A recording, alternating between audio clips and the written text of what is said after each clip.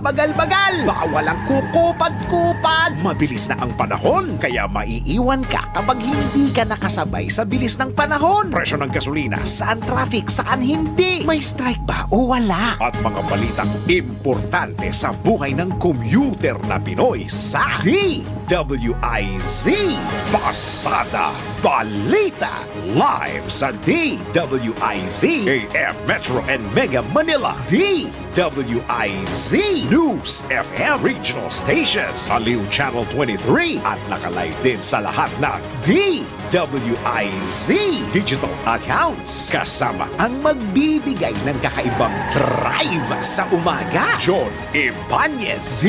DWIZ Pasada Balita. Tuloy sa pagbabalita ng tama. Paglilingkod ng tama.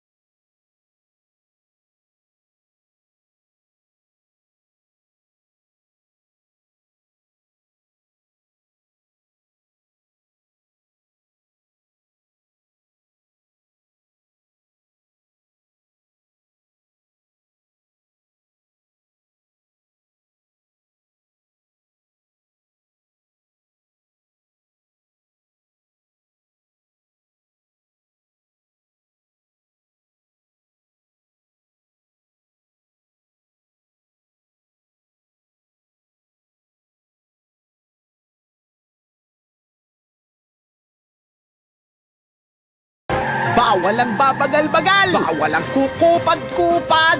Pasada Balita. Magandang, makulimlim at maulang umaga, Luzon, Visayas, Mindanao, Pilipinas. Ako po inyong tagapaghatid balita, Johnny Ibanez.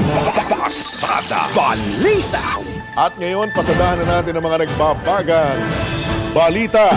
Pasada Balita. Nakatakda ng ilabas ngayong araw ng Department of Budget and Management ang nasa 27.4 billion pesos na budget para sa health emergency allowance ng mga health worker.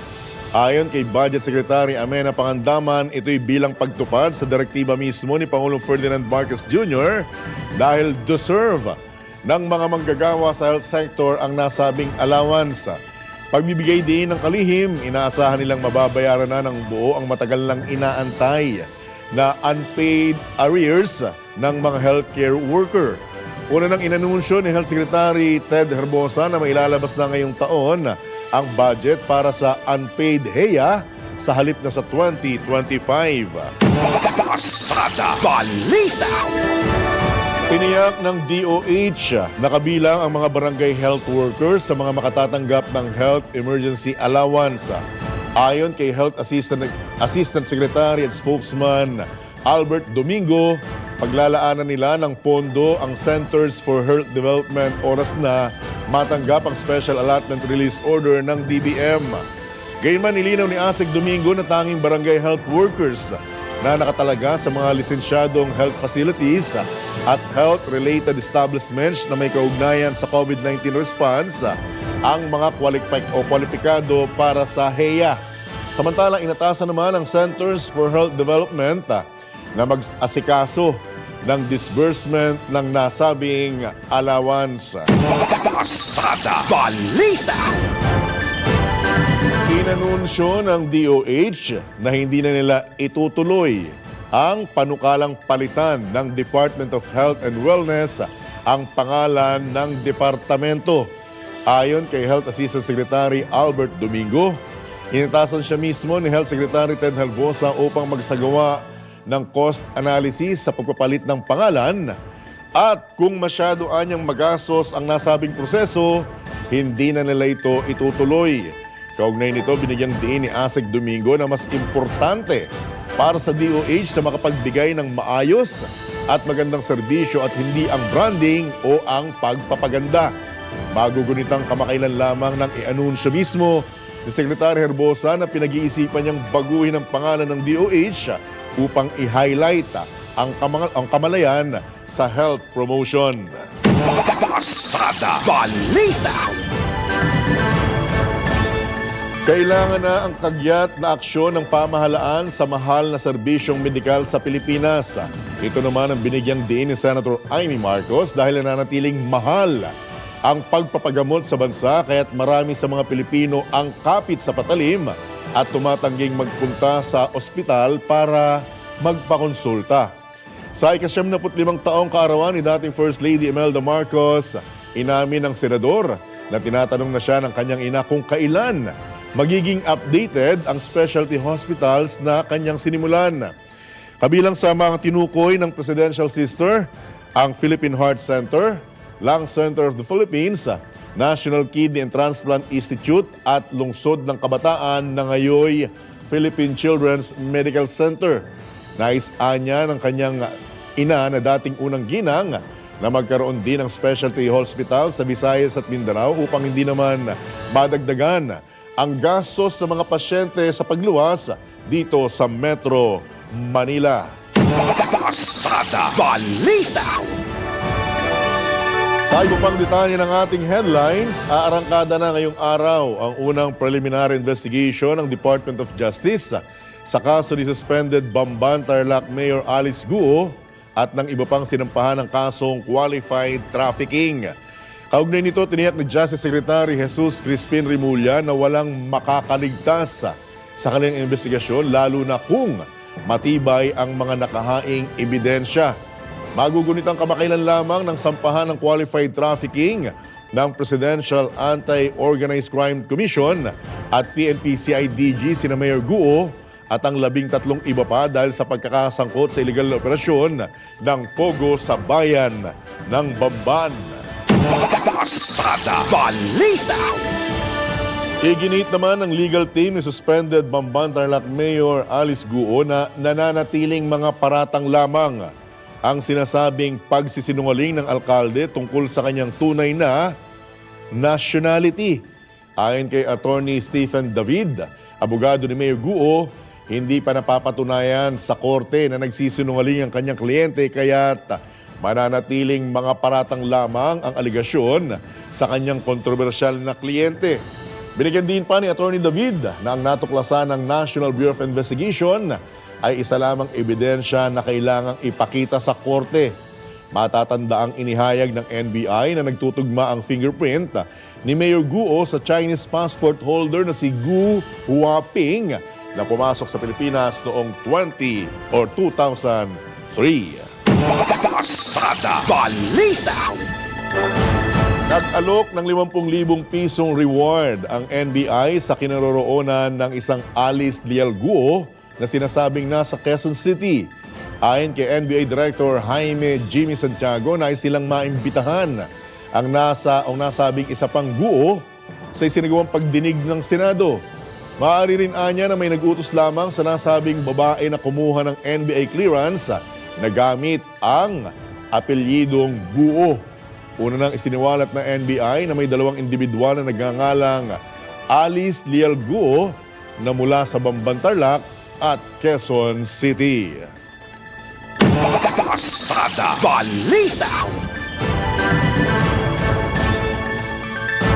Sa pagkakataon pong ito, mga kabalitaktakan, mga kabalitaan, tayo po'y pinalad na makakausap na po sa kabilang linya si Health Assistant Secretary at Spokesman Albert Domingo. Asek Domingo, good morning po. Johnny Bañez, live na po tayo sa DWIZ, Aliw Channel 23. Yes, good morning, John. Magandang umaga sa lahat ng mga nakikinig at nanonood po sa atin. Alright. Una-una sa lahat, yung pagkakabanggit po na ilalabas ngayong araw ng DBM, yung mahigit 27 billion pesos na budget para sa HEA o Health Emergency Allowance. Asek, kailan po Yeah. nila makukuha ito? Yeah, tama yun, John, no? Yung magandang balita na sinabi ng DPM na i-release na nila. Ano bang ibig sabihin ng release na yon? Yung Special Allotment Release. Opo. Itong papel na nakasulat na available na yung 27 na billion para maaari na itong i-distribute. Okay? So magandang tanong yun, John, at Opo. linawin natin sa mga healthcare workers, no? Ang release na ito ay pupunta sa Department of Health Central na aming kikilusan agad-agad. Maglalabas kami ng tinatawag na sub-allotment order. Iaatado namin yung 27 billion kasi ang mga healthcare worker natin nasa buong bansa. Pupunta ito sa ating mga Department of Health Centers for Health Development, yung aming mga regional office. At pagdating naman doon, sila yung maglilipat. So, ang tawag doon yung transfer ng pera mula sa kagawaran ng kalusugan papunta doon sa mga local government unit at yung mga private hospital na nandoon yung mga healthcare worker. So, ibig sabihin, John, sa practical na sagot, yung may control ng ATM, di ba? Yung automated teller machine, kung saan check nyo kung nandun na yung 9,000 or ano man yung balance na inaantay, is yung ating po mga local government unit at hospital. Bigyan po natin ng siguro, to be realistic, no? Sabi ko nga sa mga interview kahapon, hindi kami paasa sa DOH, realistic kami. Dapat siguro mga 1 month, maybe at most 2 months, matagal na po yun. Wow. Pero bigyan natin ng mga ilang araw, kahit minimum lang ilang araw or 1 week para ma-process yung paperwork. At mahalaga po dito, John, is yung ating mga health worker, medyo katukin nyo na yung mga HR ninyo, get ready. No? Pag sinabing get ready, kasi baka mami, parang parang bola, pinapasa. Opo. Pagpasa ng bola dun sa rehiyon, pagharap ng rehiyon namin dun sa ospital tsaka dun sa local government, baka mamaya meron na namang hindi pa nakaliquidate Aha. Pag nangyari yun, hindi nila masasalo yung bola. Yun lang. So talagang ang malinaw, hindi po ngayong araw na ito dadapo sa kamay ng mga health worker itong benepisyong ito. Hindi pa, John, Wow. hindi pa. Pero Alright. malapit na. Opo. At pag sinabing malapit na, sigurado na yun. Opo. Kasi dati, kaya hindi kami makasagot, wala kasing cash Opo. Ito, may cash na. Aha. At hindi naman po magagamit sa mga deserving na health worker yung katagang baka naman abutin pa ng Pasko, Asek Domingo. Ay, hindi po yan. Kasi kami rin po ay health worker dyan. Marami akong mga kaibigan. Biglang Aha. naunahan pa kayo, mga reporter. Tinatanong ako, nasan na ang laman ng ATM namin? Sabi ko sa mga top doktor at nurse ko, mga PARDS, mga MARS, parating na yan. Bigyan nyo lang kami ng oras para mag-deposit Opo. nila. At linawin din lang natin, Asek Domingo, sinong mga health worker po ito? Ito po ba yung mga nagsilbi nung COVID pandemic? Yes, that's correct, John, no? So, nakaka-pick up na rin kami na mukhang may mga, hindi naman lahat, pero may konti na nagsasabing, baka naman, ang sinasabi namin dyan, teka muna ha, Oo. hindi ito arbitrary. Ito ay yung mga health worker na nagsilbi ng COVID-19 na matagal lang nag-file. Alam nila yan, may mga requirements yan Aha. at nandun sa loob ng system namin. Papel sa papel, muka sa pangalan, may mga mabibigyan. Alright, so pag sinabi po nating mga health worker na nanilbihan ng COVID-19, buhay o patay, sorry to i-include yung word na yun buhay, patay, makakatanggap? That's a very good question, John, no? Na sa totoo lang, hindi ko masabi yung exact answer. Pero Opo. ang sentimiento ng kagawaran, kung ikaw ay buhay nung time na yon at ikaw ay nag-file ng claim, merong dapat paraan. At kung walang paraan, gagawa namin ng paraan para kahit kayo po ay sa kasamaang palad, for whatever reason, na pumanaw na, hindi naman dapat para bang namawala na yon. But Opo. to be very practical about it, we will look into that kung magkaroon man ng mga instances na ganon. Wow, kasi kung talagang mapapatunayan dahil sa COVID din na mayapa yung health worker, napaka-unfair naman kung di nila makukuha yung dapat sanang kanila dahil lang sa kanilang pagpanaw. Asek. Ay, to be clear, John, iba yung sitwasyon na sinasabi mo sa sinasabi ko. Ang sinasabi ko, kunyari, si Dr. Albert Domingo ay nagsilbi sa isang temporary treatment monitoring facility Apo. noong 2021. Nagkaroon ako ng COVID, mild, no? Na-survive ko naman, tapos nag-file ako ng claim para sa HEA. And then, 2 years later, noong 2023, ibang dahilan, teka, kakatok muna ako sa kahoy, bigla ako nasikataan. Hindi ko, hindi, diba? Para malinaw, John, para malinaw. Opo. Kumbaga, para malinaw lang, diba? Aha. So, COVID COVID yung, nagkaroon ako ng COVID, nag-file ako, eligible ako, meron akong 9,000. Pero sa ibang dahilan, bigla akong namatay. Yun yung sinasabi ko, na parang we still think that you or your successors deserve what you got na allowance. So, yung kailangan sinabi mo naman malinaw. dyan, na ikalawang, Opo. yung sinasabi mo, ikalawang sitwasyon ganito. Opo. Ano ko, nakonwuduli ako, gagamitin ko sarili ko example. Opo. Si Dr. Albert Domingo, 2021, nagkaroon ng COVID. Sa kasamaang palad, nagkaroon ng severe COVID na ICU at namatay dahil sa COVID. Ang mangyayari po doon, yung mga anak ko, yung mga successors ko, dapat nag-file sila noong panahon na yon. Kasi meron yan yung COVID-19 death benefit. Alam mo dyan, 1 million pesos yun. At binabayaran din namin yun. Pero kailangan nag-file sila noong time na yun. Magkaiba yun. Yung time na yon, what about kung ngayon lang nila malaman na covered pa rin yung mga namatay na kamag-anak nila? Pwede pa po ba silang humabol, Asek Domingo? Diyan, sa totoo lang, sa tagal ng pinag-uusapan tong HEA at sa tagal na kinakalampag kami at sa tagal na pinag-uulit-ulit namin, Opo. dapat po may duty. At ilang taon na yung nakalipas, 2 taon since 2021.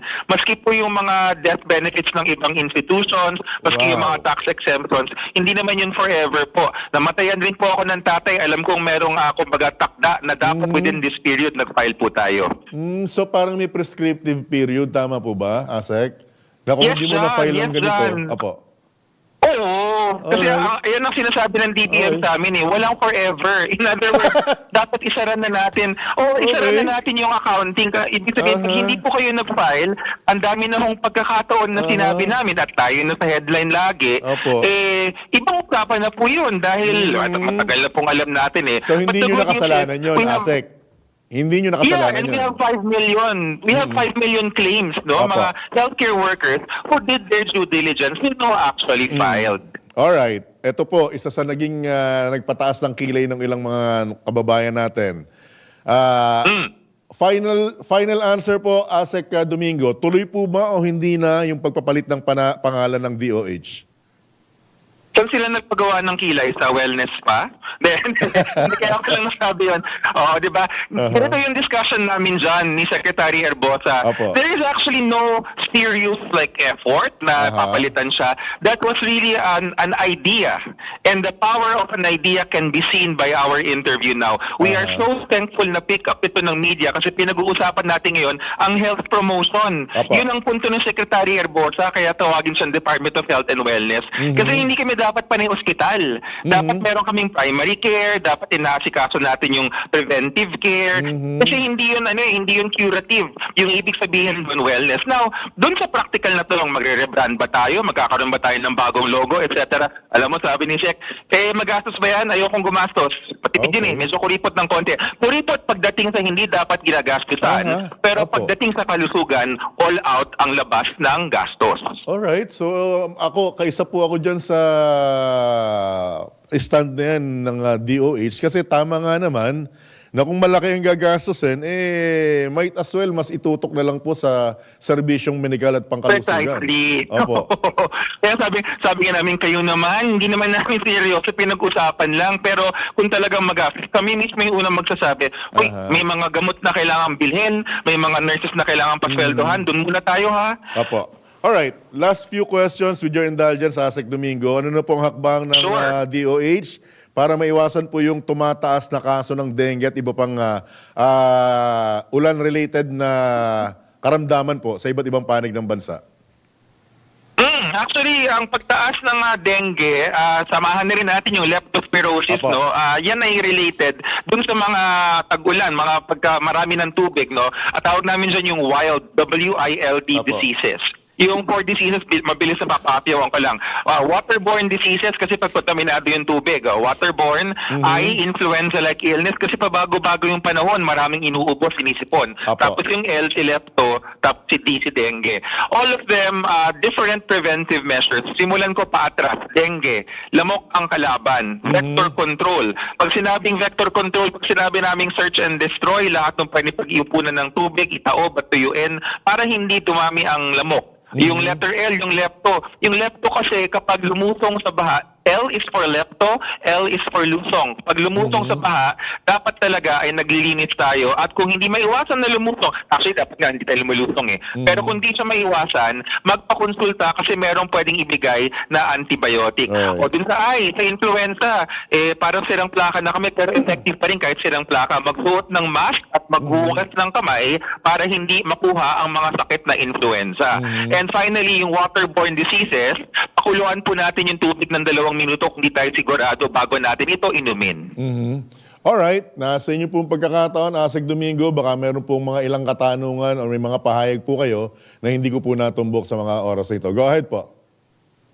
Yeah, thank you, John. No, so maraming salamat always sa media at hindi naman ako nagpapalambing pero totoo to no na dahil sa ating pakikipagtrabaho yung health information nakikita po natin no na napakahalaga pag tayo po ay may nakikita sa social media ay i-check po natin sa mga official websites ng Department of Health and also dun lang po tayo makinig at manood sa mga mainstream media tulad ng DWIZ at ng iba pang radio and TV stations kasi po mga kababayan behind the scenes pag off-air kami nila dyan, yung mga producers, sinecheck namin lahat ng mga datos, sinisigurado namin na hindi bola ang sinasabi sa inyo.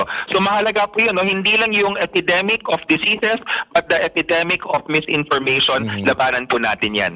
With that, Asek Domingo, kami po yung maasa na hindi po ito ang huling pagkakataon. Bukas po lagi ang aming palatuntunan at himpilang ito for update mula po sa DOH. Thank you so much, Asek. Good morning. Of course, John. Of course. Good morning. Alright, yan po mga kabalitaktakan, si Health Assistant Secretary at Spokesman Albert Domingo. O, mga kasamahan ko sa media, ha? Pag may narinig daw kayo na medyo intriguing, tanong niyo muna kung seryoso ba ito o hindi. Pero tama rin naman, ha? Sabi ni Asek Domingo, okay rin naman na natalakay sa media para at least malaman at kumbagay makita nila yung talagang magiging resulta sa anumang magiging hakbang ng isang partikular na departamento, and I'm talking about the Department of Health. Oras! Pasada Balita. 26 na minuto na po makalipas ang ikapito ng umaga. Pasada Balita. Sa pagpapatuloy ng ating balitaan, naghain ng petisyon sa Korte Suprema ang iba't ibang grupo ng mga magsasaka upang hilingin ang paglalabas ng Temporary Restraining Order kaugnay ng Executive Order 62. Kabilang sa mga nagsampa ng petition for certiorari and prohibition, ang grupong SINAG, Federation of Free Farmers, United Broiler Raisers Association, Sorosoro Ibaba Development Cooperative at ang Magsasaka Party List. Ayon kay Attorney Virgie Laksa Suarez, abogado ng SINAG, o Samahang Industriya ng Pilipinas, illegal at unconstitutional ang EO62 na nagbababa sa taripa ng bigas sa 15%.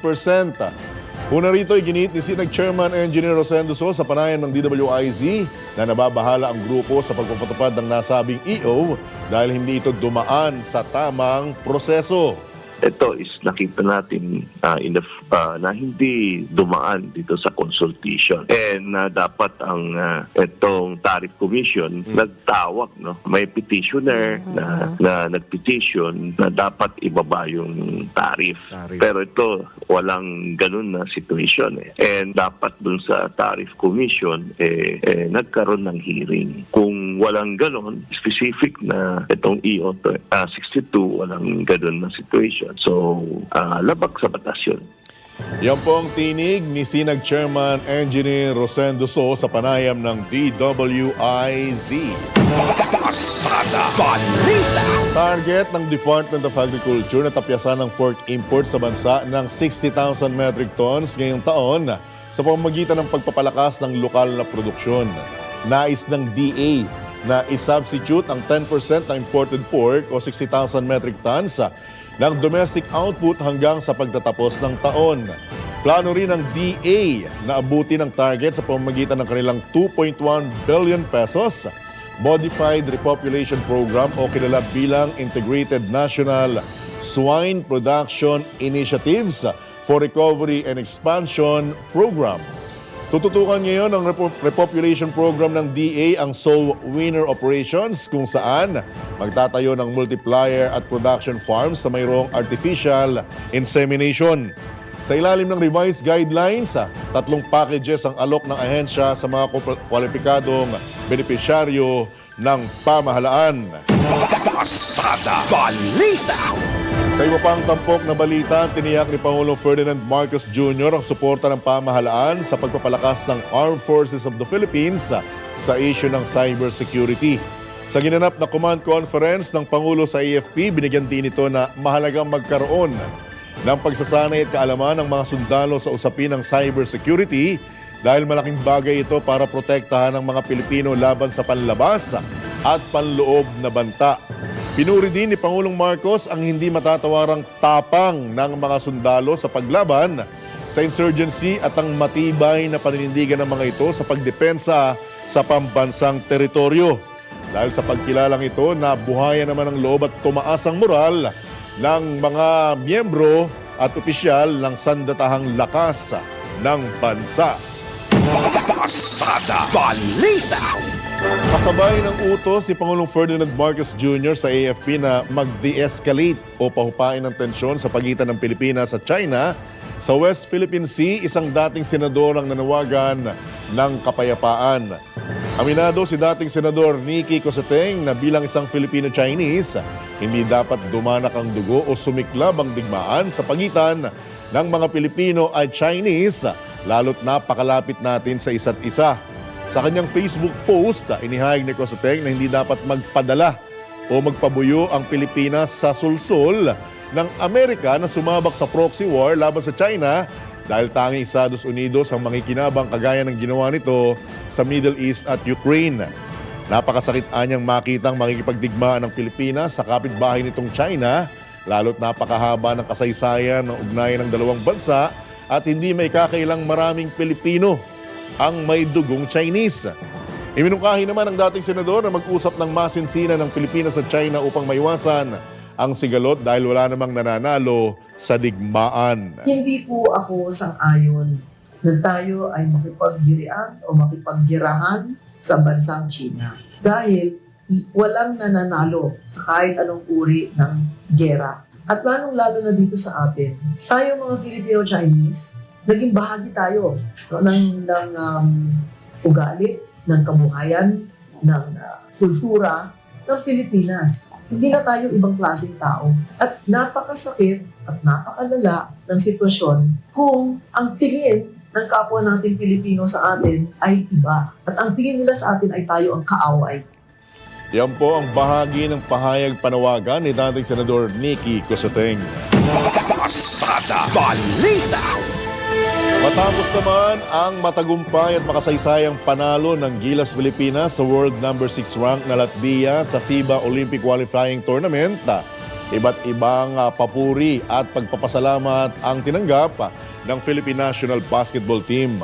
Nanguna sa bumati si Pangulong Ferdinand Marcos Jr. na aminadong sulit ang paghihintay ng 64 na taon upang makasikwat ng napakalaking tagumpay ang Pilipinas. Nakikiisa rin si Pangulong Marcos sa lahat ng Filipino basketball fan sa pagbibigay ng lakas ng loob sa Gilas upang makasungkit ng spot sa 2024 Paris Olympics. Para naman kay House Speaker Martin Romualdez, ipinakita ng Gilas Pilipinas ang kanilang hindi natitinag na diwa ng katawanin ang bansa sa prestihiyosong kompetisyon at pataubin ang inakalang mas malakas na Latvia sa score na 89-80. Nakatatabaan niya ng puso at dapat ipagmalaki ang tagumpay ng Gilas na umukit sa kasaysayan o ng kasaysayan sa larangan ng sports. Bukod naman sa mga miyembro ng team, nagpasalamat din ng Pangulong Marcos at ang House Speaker kay Coach Tim Cone na walang sawang suporta nito at pagsusumikap upang iuwi ang makasaysayang panalo. Pasada Balita. Sa iba pang tampok na balita, pinag-aaralan na ni Senator Nancy Binay ang ethics complaint laban kay Senator Alan Peter Cayetano matapos siyang tawaging marites sa investigasyon sa halaga ng gusali ng Senado. Ayon kay Senator Binay, inaasahan na niya ang ganong pagtrato ni Senator Cayetano basta't Binay ang apelyido. Hindi niya katanggap-tanggap na naging akusasyon ni Senador Cayetano sa media, lalo na sa mga reporter na nag-interview sa kanya. Samantala, Sinabi naman ni bagong Senate Committee on Ethics Chairman Francis Tol Tolentino na tatalakayin niya ang reklamo sa oras na i-refer sa kanyang mismong komite. Pasada Balita. At dahil po tayo hindi nagkaroon ng pagkakataong makuha ang panig ng kabila nitong si Senator Alan Peter Cayetano, meron pong ilang mga netizen ang nagbabanggit na ng ilang bagay na dapat pong tutukan dito sa isyong ito ng new Senate building. Unang-una, ang sabi po nila, at ako, nakikiisa ako na kumbagay wag po nating ilihis ang issue, ang tunay na issue sa usaping ito at i-set aside na po natin yung nangyaring quote-unquote bangayan or mainitang palitan ng mga pahayag sa pagitan ni na Committee Chairman Cayetano at dating Committee Chairperson Binay sa isyong ito. Dahil bilang taxpayer po at bilang isang Pilipino, tutukan po natin kung ano po ba talaga ang dapat tutukan dito sa isyong ito. Unang-una sa lahat, meron po bang nangyaring overpricing? Alright? Kasi kung matatandaan po natin, mismong si Senate President Francis Chis Escudero po ang nagsabing mukhang nakakalula or napakalaki naman nung halaga nung naturang bagong building. And to think na hindi pa po ito natatapos hanggang sa mga oras na ito. Ngayon, isa pa pong bagay na dapat nating tutukan sa mga susunod na pagdinig kung sakali mang masusundan pa, yung pong issue ng delay. Nagkaroon po ba ng delay o pagkaantala ng proyekto? Kasi as I understand, pagka nagkaroon po ng pagkaantala sa pagkakatapos ng proyekto, mukhang meron po yatang karagdagang gastos or penalty. Correct me if I'm wrong, mga kabalitaktakan, mga kabalitaan. Kasi pag meron pong magkakaroon delay na ito, syempre kung may magbabayad, bayaran man ng Senado yan, saan po ba nanggagaling ang pondo?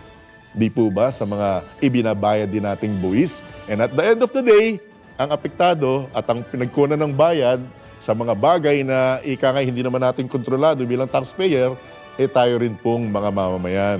Alright, so ano man ang mangyari, again, meron po rin bang nangyaring overpricing dun sa mga materyales na ginagamit at gagamitin? For example, kung merong isang bagay na binili or pwede namang bilhin po dito sa ating bansa, kailangan pa po ba nating bilhin sa ibayong dagat? At kailangan pa po ba nating bumiyahe sa ibang bansa para bumili ng mahal o sa pagpalagay na nating kapareho rin lang namang kwalidad na materyales kung meron naman po dito sa Pilipinas.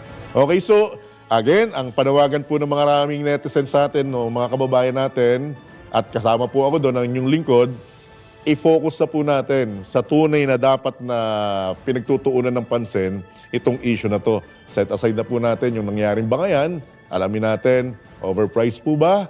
Kahit 21 or 23 billion ba yan? O meron po bang naging delay sa proyektong ito? Yung materyales po ba ay dapat po ba ito ang binili sa ibayong dagat or meron naman dito sa Pilipinas? And again, managot po kung sino ang dapat managot, kasalukuyan man or wala na sa posisyon, kaugnay dito sa naging kontrobersyal na new Senate building. And again, ulitin ko po, mismong si Senate President Francis Chis Escudero na ang nagsabing, itigil muna yan dahil mukhang napakalaki na ng budget na ginagastos para sa naturang gusali. At tanong ko rin nung nakita ko yung building, napakalaki, di ba? Ang tanong ko po personally, mga kababayan, mga kabalitaktaan, mga kabalitaan, kailangan po ba ganun kalaki ang Senate building para sa 24 na mga senador? Ngayon, kung may purpose po yung ganung laki ng building na hindi ko po nalaman, paki-educate niyo po ako. Bukas po ang palatuntunan ito para sa mas marami pang kaalaman at detalyadong impormasyon kaugnay sa gusaling yan na nakikita niyo po sa inyong mga telebisyon sa mga oras na ito. Pasada Balita. Sa pagkakataon ito, tumanggap muna tayo ng ilang mga pag-uulat mula sa labas ng himpilan. DepEd Secretary Angara inatasan ng Pangulong Marcos na tutukan ang benepisyo ng mga guro at ang pagpapataas ng kalidad ng pagtuturo. Detalye muna kay Patrol 13, Gilbert Perdes.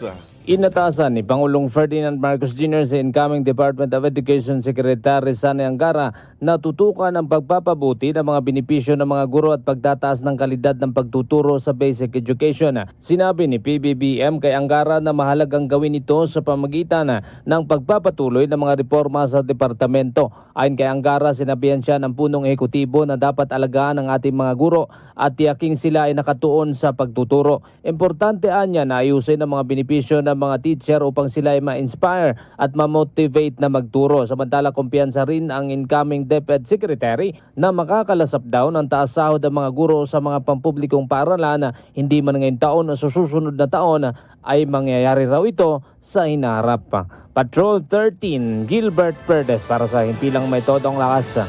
DWIZ, nagbabalita ng tama, nagdidingkod ng tama. Pasada Balita. Samantala, alam nyo ba na ang katumbas ng bawat taya sa Philippine Charity Sweepstakes Office o PCSO ay kawang gawa? Sa bawat ticket mo, siguradong may matutulungang Pilipino sa kanilang pangangailangang medikal. Dahil sa PCSO, basta kawang gawa at pagtulong, hindi kanila uurungan. Kaya't palagi pong tatandaan, ang bawat taya may kawang gawa. Pasada Balita. At ito pa ang dapat yung malaman. Mga grupong nagsasagawa ng medical mission pwedeng humingi ng tulong sa PCSO. Detalye sa special report na ito.